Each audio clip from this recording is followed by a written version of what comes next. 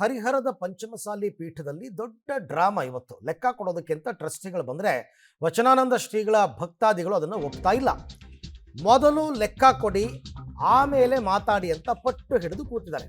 ಟ್ರಸ್ಟಿಗಳಿಗೆ ಮಠದ ಭಕ್ತರು ಒತ್ತಾಯವನ್ನು ಮಾಡ್ತಾ ಇರ್ತಾರೆ.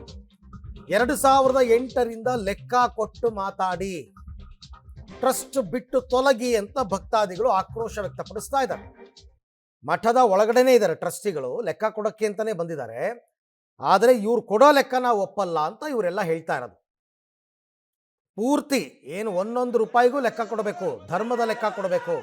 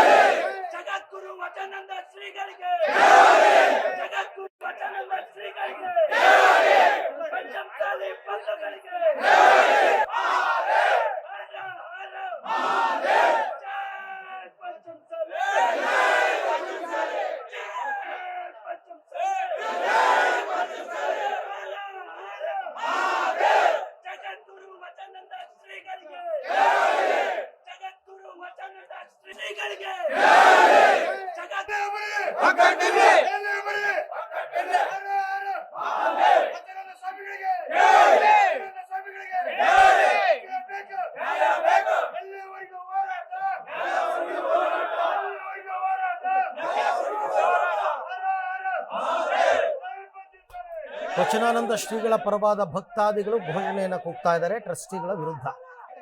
ಸೊ ಅದನ್ನ ನೀವೀಗ ಗಮನಿಸ್ತಾ ಇದ್ದೀರಾ. ಇನ್ನೂ ಕೂಡ ಲೆಕ್ಕ ಕೊಡಿ, ಲೆಕ್ಕ ಕೊಟ್ಬಿಟ್ಟು ಮಾತಾಡಿ, ಅದ್ರ ಮಧ್ಯದಲ್ಲೇ ಮಾತಾಡಕ್ಕೆ ಬರಬೇಡಿ ಅಂತೆಲ್ಲ ಟ್ರಸ್ಟಿಗಳು ಅವರ ವರ್ಷನಲ್ಲಿ ಅವ್ರು ಮಾತಾಡ್ತಾ ಇದ್ದಾರೆ. ನಾವು ಲೆಕ್ಕ ಕೊಡೋದಕ್ಕೆ ಬಂದಿದ್ದೀವಿ ಅಂತ. ಅವ್ರು ಕೊಡೋ ಲೆಕ್ಕವನ್ನು ಭಕ್ತಾದಿಗಳು ನಾವು ಒಪ್ಪಲ್ಲ ಅಂತ ಇವರ ಹಠ. ಹಾಗಾಗಿ ಕಳ್ಳ ಲೆಕ್ಕ ಬೇಡ, ನನಗೆ ಧರ್ಮದ ಲೆಕ್ಕ ಕೊಡಿ. ಹರಿಹರ ಪಂಚಮಸಾಲಿ ಪೀಠದಲ್ಲಿ ನಡೀತಾ ಇರೋ ಹೈ ಡ್ರಾಮಾ. ಸ್ವಾಮೀಜಿಗಳಿದ್ದಾರೆ, ಮಾತಾಡ್ಸ್ತಾ ಹೋಗೋಣ.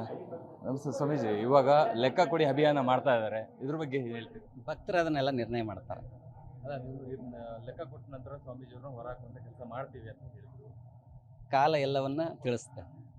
Wait and see. ಅಲ್ಲ, ಇನ್ನೊಂದು ಆರೋಪ ಏನು, ಸೋಮಂಗೌಡರು ಪಾಟೀಲ್ ಅವರು ಕೂಡ ಒಂದು ವಿಡಿಯೋ ಕೂಡ ವೈರಲ್ ಆಗ್ತಾ ಇದೆ, ಅದ್ರ ಬಗ್ಗೆ ಈ ಸದ್ಯ ನಾವು ಏನು ಮಾತಾಡೋದಿಲ್ಲ. ನಮ್ಮ ಭಕ್ತರು ಏನು ನಿರ್ಣಯ ಅದು ಅಲ್ಟಿಮೇಟ್. ಭಕ್ತನೇ ಭಗವಂತ, ಭಕ್ತರ ಮನೆ ಅಂಗಳವೇ ವಾರಣಾಸಿ. ಭಕ್ತರು ಕೂಡ ಸಾಕಷ್ಟು ರಕ್ಷಣೆ ನಿಂತಿರೋದು. ಇವಾಗ ಅಹಿತಕರ ಘಟನೆ ಏನಾರು ಆದ್ರೆ ನಮ್ಮ ಸ್ವಾಮೀಜಿ ಪರವಾಗಿ ನಾವಿದ್ದೀವಿ ಅಂತ. ಇದು ಧರ್ಮ ಅಧರ್ಮ ನಡುವೆ ನಡೀತಾ ಇರುವಂಥ ಯುದ್ಧ. ಇದು ನಮ್ಗೆ ವಿಶ್ವಾಸ ಇದೆ, ಧರ್ಮ ಗೆಲ್ಲುತ್ತೆ. ಧರ್ಮ ಗೆದ್ದೇ ಗೆಲ್ಲುತ್ತೆ, ಖಂಡಿತ ಗೆಲ್ಲುತ್ತೆ. ಧರ್ಮವು ರಕ್ಷಿತಿ ರಕ್ಷತಃ. ಆದರೆ ಸ್ವಾಮೀಜಿಯವ್ರನ್ನ 12 ಕಾರಣ ಕೊಟ್ಟು ನಿಮ್ಮನ್ನು ಉಚ್ಚಾಟನೆ ಮಾಡಿದ್ದಾರೆ. ಆಮೇಲೆ ಟ್ರಸ್ಟ್ ಏನು ನಿರ್ಣಯ ತಗೊಂಡು ಅದೇ ಅಂತಿಮ ಅನ್ನುವಂಥ ಮಾತು ಕೂಡ ಹೇಳ್ತಾ ಇದ್ದಾರೆ. ಅದು ಅವರವರ ಭಾವನೆ, ಅವರವರ ಭಕ್ತಿ. ಈ ಭಕ್ತಿ ನೋಡಿ, ಇದು 12 ಜನಗಳ ನಿರ್ಧಾರ ಮಾಡೋದಲ್ಲ. ಅವತ್ತು ಹೇಳಿದ್ವಿ, ಲಕ್ಷೋಪಲಕ್ಷ ಜನ ನಿರ್ಧಾರ ಮಾಡಿರೋದು. ಇದು 12 ಜನಗಳ ಕುಟುಂಬದ ಆಸ್ತಿ ಅಲ್ಲ, ಇದು ಪಿತ್ರಾರ್ಜಿತ ಆಸ್ತಿ ಅಲ್ಲ. ಇದು ಲಕ್ಷೋಪಲಕ್ಷಣ ಭಕ್ತರು ಕೊಟ್ಟಂತಹ ಬೆವರಿನ ಹನಿಯಿಂದ ಉತ್ತಿ ಬಿತ್ತಿ ಬೆಳೆದು ಮಠಕ್ಕೆ ಕೊಟ್ಟಿದ್ದಾರೆ ಅವರು. ಅಂತಹ ಭಕ್ತರ ಕೊಟ್ಟಂತಹ ಕಾಣಿಕೆ ದವಸ ಧಾನ್ಯಗಳು ಮುಕ್ತವಾಗಿ ಎಲ್ಲರಿಗೂ ಗೊತ್ತಾಗಬೇಕು ಅಂತ. ಈ ನಾಡಿನಲ್ಲಿ ಯಾವುದೇ ಒಂದು ಮಠ ಇರಲಿ, ಪೀಠ ಇರಲಿ, ದೇವಸ್ಥಾನಗಳಿರಲಿ,